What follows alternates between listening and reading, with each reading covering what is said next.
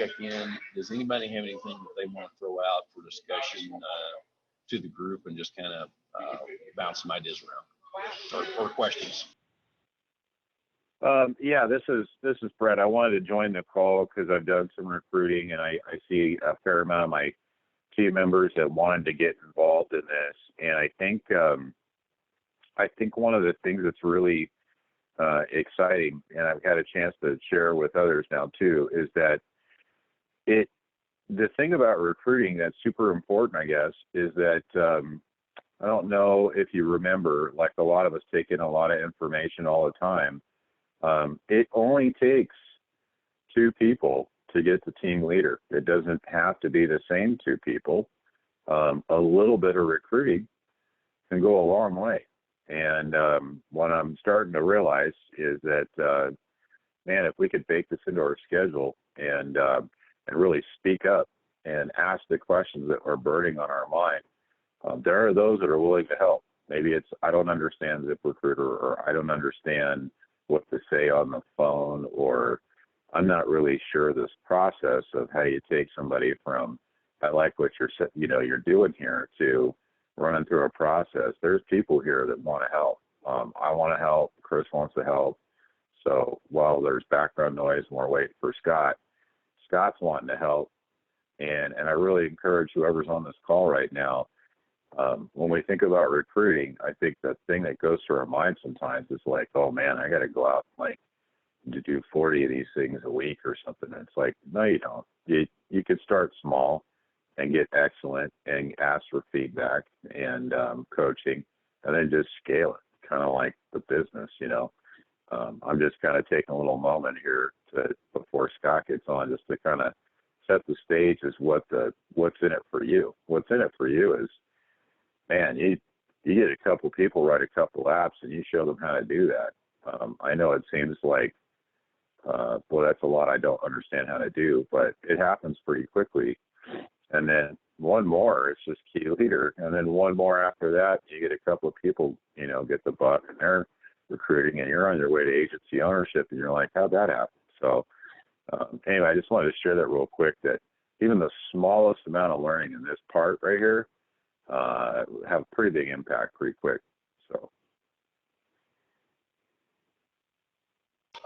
No, absolutely. I appreciate you sharing that, Bret. You're absolutely right. And just as a side note, I just now realized why Scott's not on. He's actually in Asheville at the home office.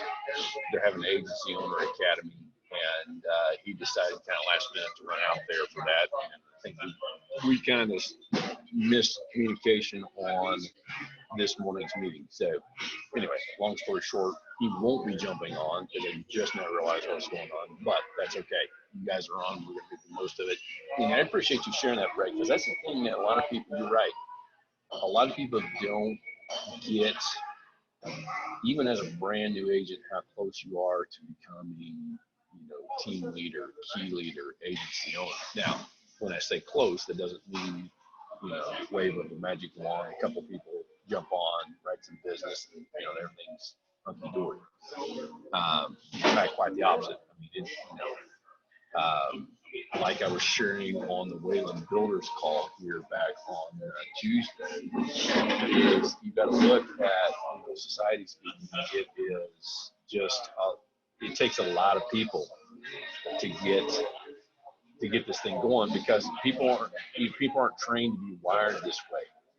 People aren't trained to be wired to dig in, to work hard, to keep taking punches and get back up and and keep going. And so because of that, that's why we have to move so many people through this process.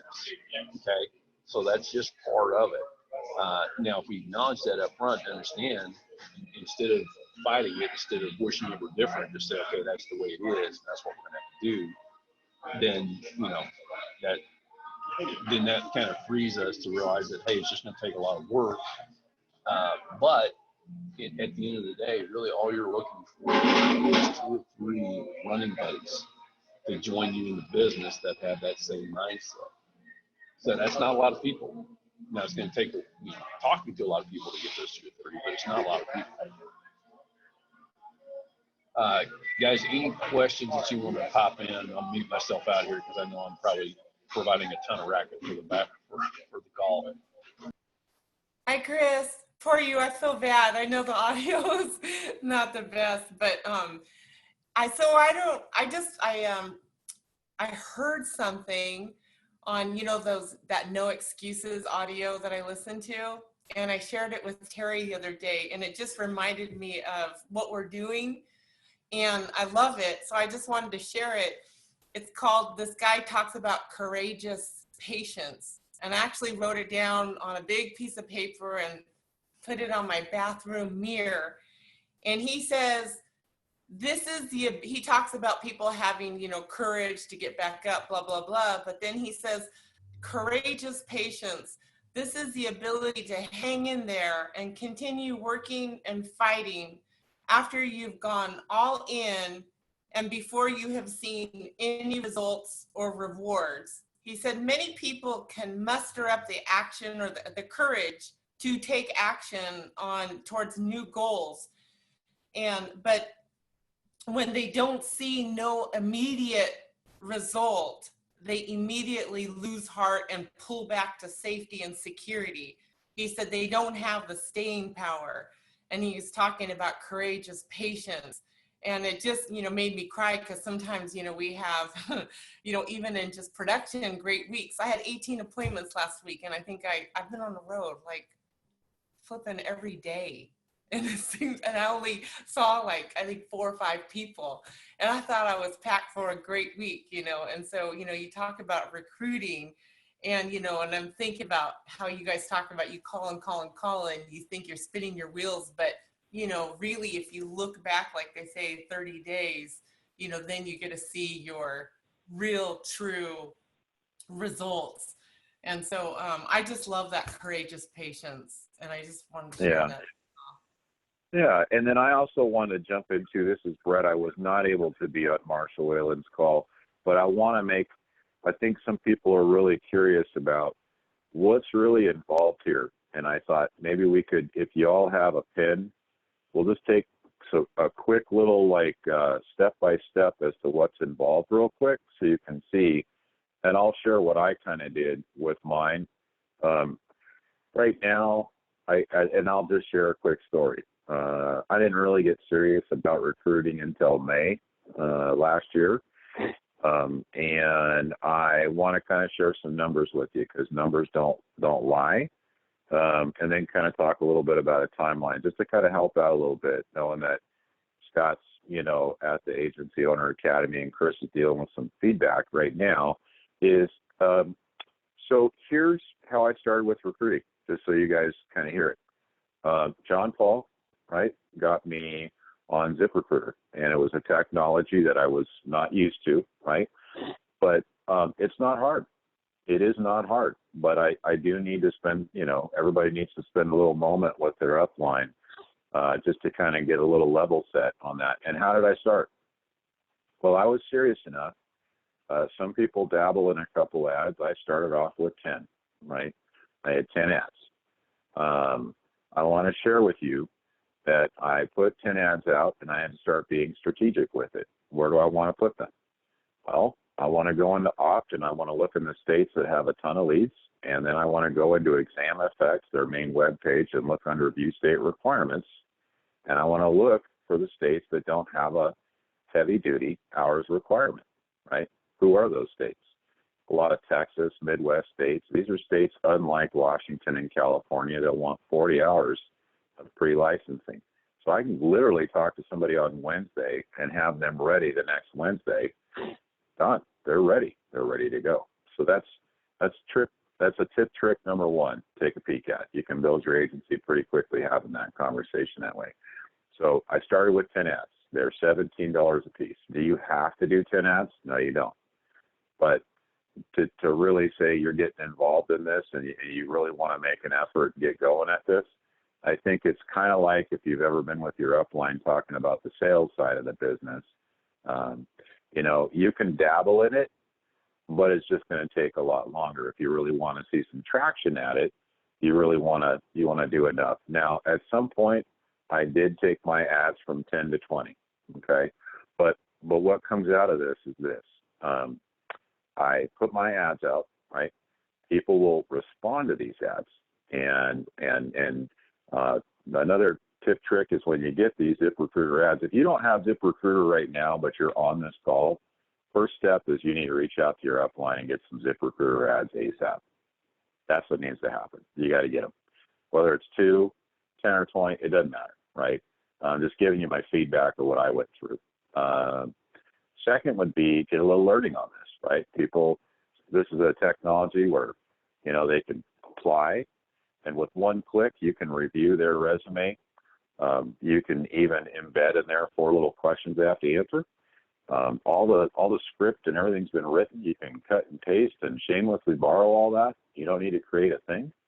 And then from there, as you do a one-click interview request, you could send a text at the same time. Some people don't always read their email. This is kind of cool. People will respond to this either via text or via email, and I'll share the text, or, you know, Chris can. People respond quickly, and you guys just put it on your calendar, your Google Calendar, who's your boss, just like you would with your, you know, your sales appointments, and you just code it different. You know, I call it Symmetry Conversation with such and such, right? And you send them out an email invite. I will only call them if they actually apply and respond and say, I'm going to be available for that call. I have everybody does a little different. I have a 30-minute call, right? And the structure of the call is I tell them ahead of the call how we're going to do this. This is an informal call. I'm going to quickly share a little bit about me and my background and how long I've been at Symmetry. And then I'd like to pivot and learn kind of like how you and I got a chance to meet today, right? What's going on in your world professionally. We don't necessarily need to go through your resume too much. And then I can kind of share the opportunity a little bit more that's a little more meaningful for them. And I always ask if they watch the videos, because that's kind of important before we talk, right? There's embedded videos on Symmetry. I want to hear their why. I want to hear why it is they want to be here. And I can find out whether or not this is fluffy or this is just somebody who's looking to replace their $10 an hour job, right? I'm not looking for people who want to just go get another job. That's a waste of your time and mine, right? So the why's got to be big enough. From there, right, there's a process. And I'm just sharing kind of globally. This is not teaching anybody today, but I want to take the mystery out of it. Lori has, this may be modified, but she has kind of like this agency questionnaire email that can go out, right? And then we add them to GroupMe. They text you when this agency questionnaire comes back to see if they're a good fit for an insurance license. They're on GroupMe. Lori or your upline, I'm not sure how the process is working today, but I just want you to know that the process is the same. We'll send out an email welcoming them to buy their pre-licensing kit, right? From that pre-licensing kit, it also, in this welcome email, has the conference call calendar. And I want to tell people I want them to go ahead and start plugging in and put this on their Google Calendar and set it on repeat with everything. Passcodes, call-in numbers, all that stuff, and kind of give them an understanding as to why plugging in is super important here, right? From there, they're working on their licensing, and as they're working on their licensing and plugging into the calls, they're to give me within 48 hours of buying their licensing. They're to give me the test date that they committed to. I'm not letting somebody just do this 30 days later. If they can't tell me, and I tell this up front, if you can't tell me in 48 hours after buying that class when your test date is, that means you're not serious. And a realistic time frame is somewhere between 5 and 10 business days to get that done, right? So I'm learning still, right? Chris has helped me learn with this, but I'm learning that this is an action-oriented business. If I give you something to do and you do it, chances are this is probably going to be a good relationship along the way. So they're to do that for me. Once they've bought that licensing, then I can go ahead and send them out a full portal pack. That's something that you'll have access to, that your upline can get you registered, where you can track all your invitations to onboard onto Symmetry and your applications, people who've started theirs, and just are waiting for their license, right? A few things that are really important in that portal, I know I'm kind of throwing a lot out there, but I'm kind of just taking the floor, excuse me, is that portal shows things like, did you buy pre-licensing kit, yes or no? Do you have an anti-money laundering kit? If you don't, they'll go ahead and they embed this training in the portal, right? And then, excuse me, along the way, there's an opportunity to put a voided check to set up their business for direct deposit. That's what that whole portal is helping them set up their business.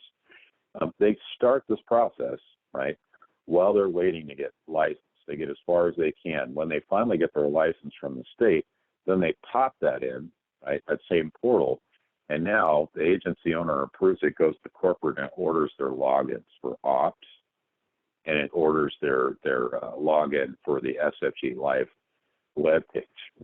Once that's done, that's a full applicant pack, right? So when Lori sent out the Google Doc today, right, for everybody to start filling out, everybody's wondering, how do I make some traction on that? This is the pack they're talking about, the portal. So I would say, if you took the time to be on this call today and you don't have ZipRecruiter ads, and after everything I just shared with you, none of that scares you, right? I would get with your upline today and start ordering and put in a request for how many ZipRecruiter ads you want, because there's no way you're going to fill in this Google Doc, you know, unless you're just purely working off of warm market. And I don't have a problem with warm market, but you know, if you guys really are serious about it, get with your upline and say, I want ZipRecruiter ads, and I need to be registered for the portal, for the Symmetry onboarding portal. Does that make sense?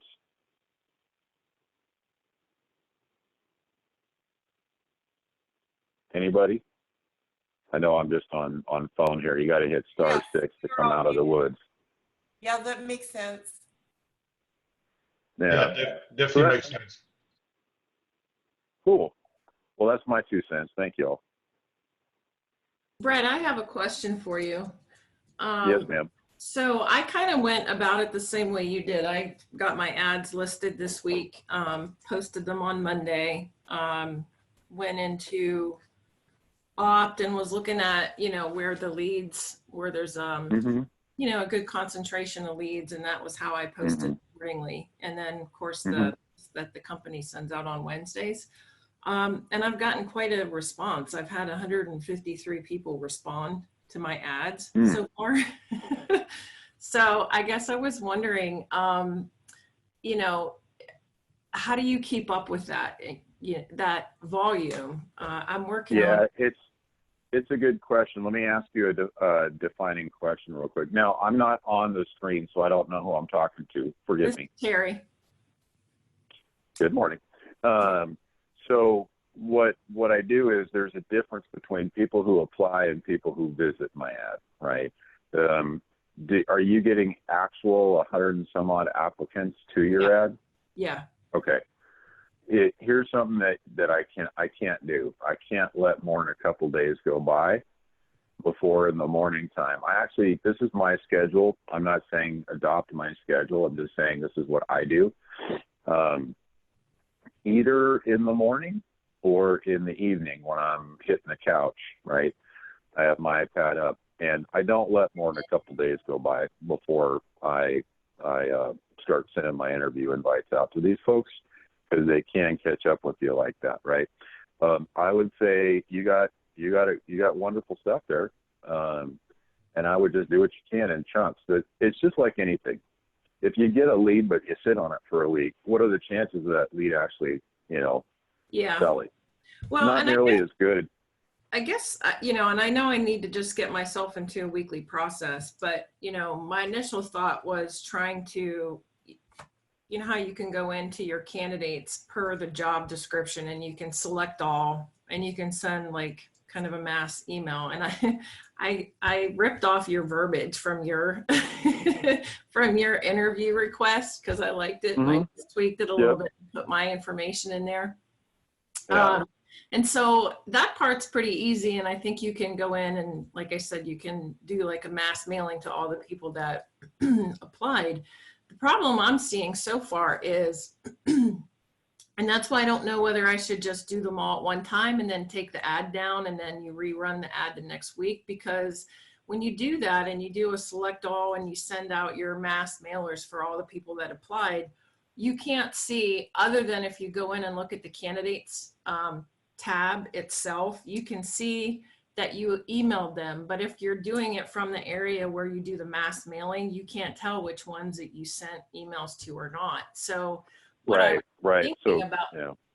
was thinking about doing is I figured out how you can put all of the candidate information into a CSV file. So I was thinking I would kind of do it all in one fell swoop and put it in a spreadsheet, and then I could track all the people from the spreadsheet that I sent the email to.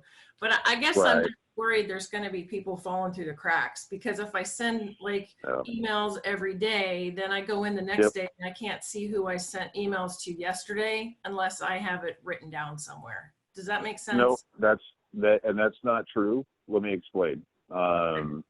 So now we're getting into the finer points of doing this, which is cool. So let's say 5 people applied last night. Let's just say, and they were in a myriad of jobs. Let's say I had 10 jobs and I got, I'm looking at my candidate log here one by one, and it shows me in order of progression who came in first, second, third, and fourth, all that stuff. I am going to take the time to go ahead and clean up this queue. I am going to go ahead one by one, and I'm going to click it. I'm going to send him or her the email. I'm going to come back out to candidate, and I'm going to give them a thumbs up. Why? Oh, okay. Because that thumbs up is going to tell me that I actually did something with this. I mean, it'll say contacted below, but it also tells the algorithm. Right there. I wouldn't do the thumbs up, and here's why: because that's telling the system that you want more of that same candidate. So if you're sending it to everybody and you're thumbs upping everybody, the system thinks that you want everybody that meets that candidate's criteria. So if it's somebody who's not really somebody we want, I mean, in other words, we're just sending it to them just because, just because we're sending it out to everybody. The problem is if you thumbs up somebody that doesn't have a good background, then the system says, oh, okay, you want more of that, I'm going to send you more of that. Right, but sorry, not to get stuck in the weeds with that. So the point is, I do these one by one so that they're contacted, right? And then that whole, when do I use the carpet blast, as we call that, the send it all to everybody kind of thing. When I'm about to re-up my ad, right, which should be, I don't know, everybody's got their own opinion, every 30 days, I will carpet blast everybody in that ad in one click, that one click send to everybody kind of thing. The reason why I do the individual stuff is I noticed that if you just do emails, they're not nearly as powerful as if you also send a text, a boilerplate text at the same time, right? And you don't have to use exactly what I say, but I'll just read one that I send off to people real quick. It's powerful. I just cut and paste this text 20 times a day when I'm doing this, and I just change the first name or the full name, right? And let's see here. It is, so in this case, Blaine Butler, we have received your interest in Symmetry Financial Group via ZipRecruiter today. I'm reaching out to schedule an interview by phone. Give me a few options, time zone, and best number to reach out. In addition, we just emailed you the interview request for more details. Please see the embedded videos that will make for a great dialogue. Look forward to speaking with you, and then some kind of signature line of mine at the bottom. For months, I just sent emails, and I didn't get the traction I wanted because sometimes this stuff hits their spam. Sometimes they don't read their email. Sometimes they gave a funky email address, sometimes. But I'm able to also send a text. My response rate went up threefold when I sent out a text at the same time. So that's Terry, so that's the point of me sharing all this, is that. Can you do that straight from ZipRecruiter, or are you doing that from, No, I hustle that with my phone daily. So I bake in, when I'm running 20 ads, I'll spend every other day, half hour, right? and click and get people applied, send out those texts. Once you boilerplate, cut and paste those texts one by one, it goes pretty quickly, right? Okay. Now, you're playing a little game of catch up, and I hear you. That's like, whew. But, you know, it works really well, because what do you want? What you want is you want a lot of appointments of people who are serious enough to jump through your hoops to get on your calendar and have a good dialogue, you know. And that's actually what you have right now is a good problem to have. I think some people are afraid they're going to do all this and they're not going to get anybody. You will. You will. Okay. Yeah, and Terry, don't be Good worrying question. about missing out on people, because you'll have plenty of opportunity. With that many people, you'll have plenty of opportunity to get some good candidates to this pipeline. In other words, we can't sweat the details of, I got to talk to everybody. All you can do is get the information out there. Those who are interested, you know, because as this thing gets bigger and bigger, you know, especially if you start running more ads, I mean, you can't keep up with it. I mean, physically, you know, there's not enough time in the day to call everybody. Right. So that's where, you know, as we get into this, we're going to talk more and train more on automation, you know, some of the automated follow-ups and stuff like that, which allow us to reach out to more people. And I like what Bret was saying, you know, it is good to do the texting, you know, because it, you know, text, a much higher percentage of people read text than emails. Problem is that's very labor intensive, you know, so we can talk a little bit about how we leverage both the direct contact, you know, the proactive getting out there and calling people, but also leverage technology, you know, through some of the systems, either through ZipRecruiter, or there are some outside services that you can use that are pretty affordable, that you know, that we can do some you know, do some bulk email. Now keep in mind, and this is part of this process, and there's something that we have to accept, is with email, and I forget the statistics, it's something like only 40% of emails are read. And the reason why, you know, Bret was talking about the text and why you see such a bigger response is 95% of texts are read. So you see there's automatically just a much bigger bias towards the text, because people, you know, they have their phone on them and they read it as soon as it comes through, versus an email, they get, you know, 100 emails from ZipRecruiter every day. They may or may not see it, but there again, the trade-off is you want enough candidates coming in that you physically can't haul everyone anyway. You know, we just need volume. We need, you know, people coming through the pipeline. And so we're going to use a combination of being proactive, reaching out. And I like what John Paul does, is he looks through and really finds the people who fits the profile that he's wanting to work with. And those are the people that he proactively reaches out and contacts, especially when he gets a lot of candidates in, and then uses bulk contact for the rest of the people, because there's probably people, you know, that could be good for the system that he's not calling. But, you know, again, you just can't sort through piece by piece and think you're going to get a chance to talk to everybody in a voice-to-voice call first time through. I mean, it's just it's physically impossible. and that's the beauty of this, right? Like, just like, you know, you'll hear from Jeremiah, you control your schedule, and look, they have me out here at this time, so either you're getting on my calendar at this time, or I'll get you next week, right? Same goes with candidates. You know, you might block out, everybody's got a different way of doing stuff. I'm kind of my 8 to 11 is recruiting time, and my afternoons and evenings are selling time, right? Not everybody agrees with that, and that's okay. Some people agree that you run really hard Monday, Tuesday, and you treat your Wednesday, Thursday as whatever your schedule is, though. That's when people get on your time. Don't chase a candidate. Let the candidate chase you.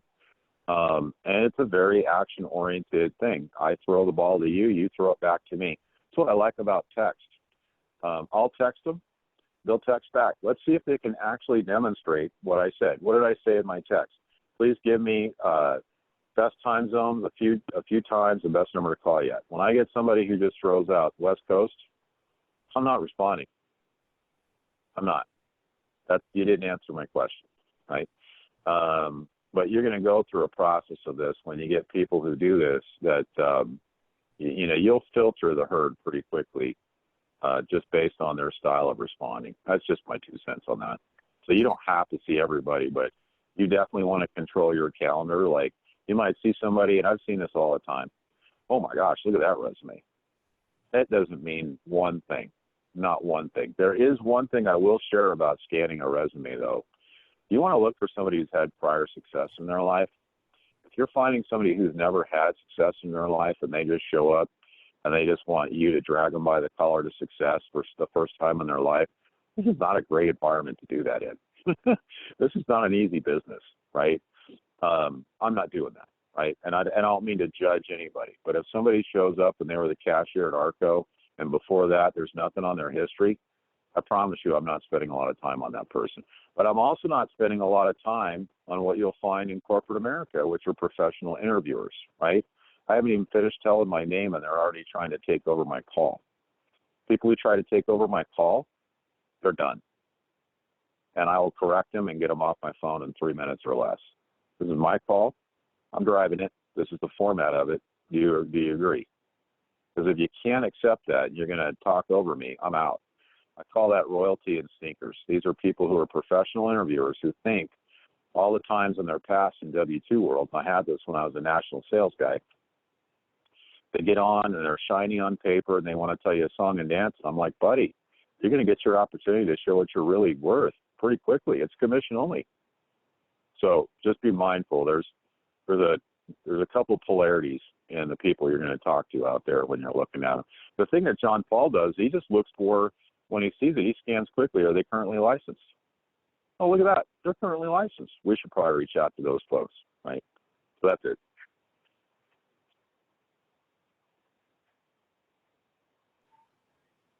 All right, good discussion. Any other questions? Anybody else want to chime in with anything that you're thinking about dealing with?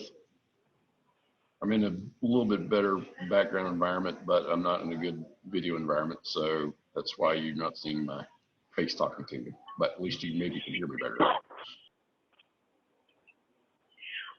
Can I say something? Yes, please do. This has been an invaluable call, whether it was by default or by mistake or whatever. This is exactly what I needed to know, because I did a Craigslist ad this week and I've gotten nothing. And so I'm thinking I need to step it up and do ZipRecruiter, and walking through the steps was exactly what I needed to know, wanted to know, because I was like, okay, I do an ad, now what? So at least we have, thank you, Bret, for doing that, at least like a game plan. And I don't need to call Chris every 5 minutes and go, okay, I did this, now what? I did this, now what? Because now I've got like a schedule, kind of what to expect, how to expect, and then when I need to call you and not bug you 50 times a day. So thank you. Yeah, Hey, I will. Yeah, no worries. And hang on a second, Bret. Let me jump in because Don, I want to correct you on one thing. Do call, do bug. There's no such thing as calling and bugging, and that's what I say that over and over again. But I mean it, because it is critical in this type of a business. If don't ever sit and wonder. The people who are the most successful are the ones that light my phone up, and I can show you the numbers. They absolutely do. So there's never remove bugging from your language. Just remove that and remove that thought process. So as things come up, instead of sitting and wondering, you're on the phone calling. So that's the one thing. But yeah, I mean, and there are things that we need to go through as far as like even on Craigslist. Craigslist can be an effective tool. It's kind of a crude tool, but there are ways to make it more effective. So, if it's something that you want to continue doing, I still run Craigslist from time to time, especially if we're doing the special events or something like that. I'm wanting to target an area. We'll still run some ads, but there are certain strategies, timing, there are things that go into that. ZipRecruiter is a better process, and it is something that it allows you to be more proactive. Craigslist is very passive. You know, you have to wait for somebody to see your ad and call you, and you have to be very strategic in how and where and when you place that. So there's a lot of moving pieces there. So if you do want to get on ZipRecruiter, let me know, and we'll talk through that. Chris, I just want to jump in real quick. I know some of us who are building got an email from Lori just about a modification, just a tad on her, where she used to, you know, kick in and do some things versus what she may be doing different now. But one of the things was, as you know, like when somebody says, you know, I like this, I want to get moving. We used to do this agency questionnaire first, and I liked it, right? Because it was a series of questions that would say, are you a good fit, you know, for an insurance license? I've had this where, you know, I had a great conversation. It never came up, but then Lori, you know, I'll send this link out to them. It's kind of a mini questionnaire, and comes back and the guy's got a felony, you know, and it happens, you know. But from what I understand from Lori is that a lot of the agencies they've got different workflows now, Chris. And so I'm wondering, you know, what would happen normally is they'd fill it out and go to Lori, and then Lori would get that information, create a contact form for them, you know, for ongoing Menifee agency email, and then send them, right, this welcome email. So that's not happening. I think that's a new change. Do you want to see the agency questionnaire being sent out moving forward? And if not, we're just doing the contact form. That's fine too. I think maybe the team could use a little kind of 10-step process from I talked to them, now what? I could also use a little refresher, because I know from time to time we're getting more efficient, we're doing things better, you know, that kind of thing. You know what I'm saying? Right. I mean, and I think what you're referring to, at least for a while, we were using what we call the mini onboarding, which was basically a shortened version of Symmetry's onboarding system. We still use it to a certain degree, but we're actually moving away from that. I'm looking at what Symmetry's doing with the onboarding. It's a lot more professional. It's a lot cleaner process and a little bit better laid out. So my philosophy is, hey, this, you know, if you've got somebody that's serious about this, there's no reason why they can't go ahead and set up their business, you know. And that's part of this is just a conversation that we have with them when we're doing the interview, and you know, when we're completing that process. You need to make sure you set clear expectations. Hey, we're going to be sending you out an email. This email is going to help you set up your business. So you're going to fill out some information about yourself, some background questions, etc. But also, you know, we're going to want some banking information, because we need to know where you want your commission sent. You know, and so you just set the expectation that we're going to be collecting a lot of information, but we're setting up a business for you in doing that. And so because of that, and the nice thing, and the reason why I'm wanting to go back to using the Symmetry onboarding instead of our mini onboarding, number one, again, because they've made some improvements to it, but number two, because that the tracking system that they're now building into that onboarding system makes our jobs a lot easier. So not only can we see when they completed that, but we can now see as they're going through the process, you know, kind of where they're at, you know, when they get their license, when they upload it, we get notifications on all of these little changes that are happening in the process through contracting. So that's just my recommendation. You know, we've used the mini onboarding for a while just because there were some issues that were going on as they were making the transition on the corporate level. But like I said, I really feel like they've got, you know, I've been very impressed with what Symmetry's putting together, you know, from not only just an onboarding, but getting a new agent started. And that's something that we're going to be going over, you know, in our upcoming calls. They've actually got a really nice startup process that they're putting in place for new agents, you know, kind of a step by step. And what you'll find, you know, in the early days, I mean, we were doing all this stuff manually, you know, go do this, go do that, you know, fill this out, fill that out. And now there's really a process that, they should be able to guide themselves through with us just providing, some feedback, Nice. some reassurance that they're on the right track. Nice. That's nice. Yeah. I think the onboarding and new agent ramp up process, we're already starting to see it, but I say first quarter of this year, by the end of the first quarter, I think you're going to be very impressed with what, and I'm already impressed with what Symmetry's put in place for onboarding new agents. I mean, it is really going to be a very streamlined process, and hats off to the company, because they're really investing a lot and pushing hard to kind of get this, what I call the franchise model in place, where it's going to be turnkey. When we bring somebody in, as soon as they get their license in place, then obviously that's on them to complete that process. But once they do that, then the next series of steps is very defined and very well laid out for them. Where there's been a lot in the past, a lot of teams that kind of had their own approach and processes. We do this first, we do this next, whereas the other guys do this first and do something else next. It's going to be streamlined. You're going to see it across the board. Doesn't matter what team you go to, it's going to be the same process, which is good. It's good for us to have that, that road to run on. Good for the new agents, but also good for the, good for the entire brand, if you will, the Symmetry brand. Hey, Chris, I got one more thought, and then I'm going to be quiet and get off here. One of the things that was a question that happened to one of my guys who's recruiting now is he's like, look, pretty quickly, I got a lot going on here with the recruiting, and I'm getting a little discombobulated. And everybody has a different system. I had to learn pretty quickly that, okay, what are the touch points with a new candidate, right? And I needed to make a spreadsheet for myself. And I'll just give you an example. Mine's not law. It's just what I use so I can stay on top.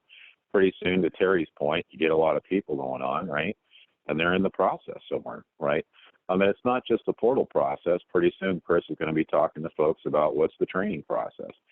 So at least starting to build a spreadsheet that says, what are the first 5 touch points? You can add to your touch points later, like ongoing training and, did they buy their practice leads? Did you train them on all that stuff? But have a spreadsheet and have that, right? What could that be? That could be portal sent. That could be bot course. That could be added to GroupMe. That could be, whatever is coming down the pipe next, right? State license received, portal finished. Start a spreadsheet, because pretty soon what happens is you start getting 25 people on this thing, and you're like, where are all these people in the process? And I don't want to be stressed out. So just a little word to the wise, it doesn't need to be my system, but create some kind of system that you can build upon so that when you wake up in the morning, your hair's not standing on end. You know what the next step is for this individual. And so when you reach out to them, you know what you're talking about. That's all.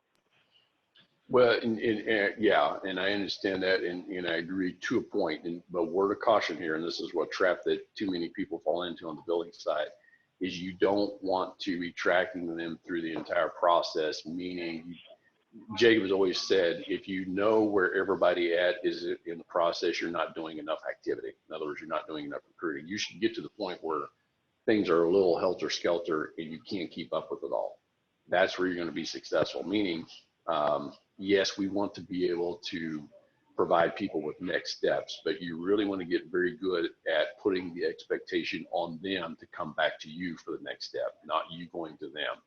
So that's a trap that we all fall into on the builder side. We want to manage this process, and you can't manage it, especially if you're going to be successful. You have to get to a point where you've got so many people in the pipeline that you literally cannot keep up with where everybody's at, and you don't want to, because one of the markers for success in this is you got to find people who, when you give them a direction or instruction, they disappear for 2 or 3 days. And then the next time you hear from them, they say, okay, that's done. What's next? They come back to you asking for next steps. If you're going to them, telling them what next steps are, you're doing too much. They have to come to you. So that's, and I agree, you do want to track that, but you want to track it as they're coming back to you. If you have somebody that you've given them an assignment to, they've disappeared for a couple of days and you haven't heard from them, disappear for a week, disappear for 2 weeks, they've taken themselves out of the process. As long as you set the expectation, and again, this is a key part of it. When I tell somebody, hey, go sign up for licensing, and when you complete the course, send me a text or give me a call. That's a very clear instruction to them. This is what has to happen next, and then when it's done, you let me know. Yeah, we're saying the same thing. We're saying the same things, Chris. I'm not saying you sit around and babysit. What I'm saying is, if you can't keep track of when everybody's like, okay, I did that thing, what soon is going to happen, and I'm learning from Andrew Jimenez, is when you start training, you don't want to do one at a time. I want to put 6 people on a Zoom call to go over what it is we're going to go over, right? I don't want to have one-on-one conversations about this. This starts to become a burden. So the tracking just kind of not you're chasing people, but they've chased you, and when it's time to start setting up a Zoom call to go over the same thing with 5, 6 people, you can organize that. Like I've got one tomorrow at 3:00 for 5 people, right? Because I don't want to do this one-on-one. That'll wear me out. So that's all I'm saying. No, I agree. Yeah, I agree 100%. Just, leverage the tools of the business. Make sure that, as much as you can. And there's some, obviously there's some things that we have to help guide people through and give them some clarification on. But if you look at our system, really the training is already in place. Well, how do I go buy leads? Well, guess what? There's a training on opt. Go watch that video and then call me after you watch the video, and I'll answer those finer point questions. Same thing with, the phone call, same thing with the in-home script, same thing with writing an application. I had an agent I was doing some help for somebody that was at an agency owner academy. They had some people calling me. I had this agent texting me, well, I can't find the apps. I said, okay, well, have you gone through stage 2 training? Oh, no, I haven't. Okay, go do that and then get back with me. Okay, I did that, but now I still can't find this one app. Okay, did you go to SFG Live and go to carriers? And then, by the end of the day, I hadn't actually talked to that person. I just gave them, I was a traffic cop. I gave them all the answers that they needed to go find on their own. And it's important to understand, again, very easy. We've all done it. I've done it. We get in the trap of, well, I want to be the expert. I want to show them that I know what I'm doing. And here's where you go find this. And here's how you go do it. And I'm going to do it for you. You have to show them how to go help themselves, because that is a critical lesson for them to learn how to become successful by being resourceful. Yeah, I fell into that trap a lot.